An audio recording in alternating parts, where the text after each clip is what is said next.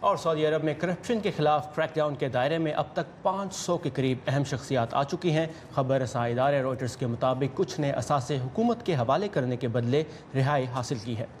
اور اس کے علاوہ جو کریک ڈاؤن ہے اس کے بعد سعودی ریٹیل انویسٹرز نے تقریباً $60 کروڑ کے سٹاکس چند دنوں میں ہی فروخت کر دیے، ایک ایسے وقت میں جب خطہ پہلے ہی انتشار کا شکار ہے۔ سعودی عرب کے ان اقدامات کا عالمی سرمایہ کاری پر کیسا اثر پڑ سکتا ہے، اس بارے میں آئیے دیکھتے ہیں یہ رپورٹ۔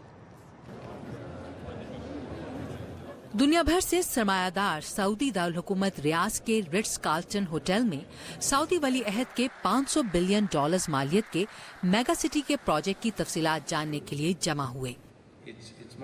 اس موقع پر موبائل سے لی گئی فوٹیج میں دیکھا جا سکتا ہے کہ کس طرح اس ہوٹل کو سعودی شاہی خاندان کے درجنوں اراکین اور کاروباری حضرات کے ایک قید خانے کے طور پر استعمال کیا جا رہا ہے۔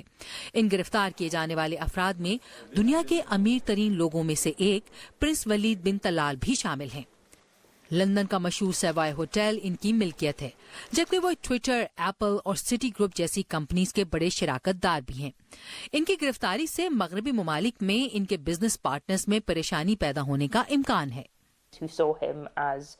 جن لوگوں نے انہیں قابل بھروسہ اور کاروبار کے لیے محفوظ سمجھا وہ یہ ضرور سوچیں گے کہ کیا سعودی عرب میں ان کے کاروباری شراکت دار محفوظ ہیں۔ نیشنل گارڈ کے سابق سربراہ شہزادہ مطب بن عبداللہ کو بھی عہدے سے برطرف کر کے گرفتار کیا گیا ہے۔ تجزیہ کار اسے ولی عہد کی جانب سے اپنی طاقت بڑھانے کی کوشش قرار دے رہے ہیں۔ محمد بن سلمان نے پہلے دفاع، پھر کاؤنٹر ٹیررزم اور پھر انٹیلیجنس سروسز کو اپنی نگرانی میں لیا، اور نیشنل گارڈ صرف ایک ہی ادارہ تھا جو کہ بچا تھا۔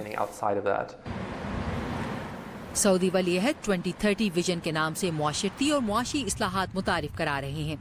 تیل کی گری ہوئی قیمتوں سے 2017 کے بجٹ میں $52 بلین کا خسارہ پیدا ہوا، جو کہ کل قومی پیداوار کا 8% ہے۔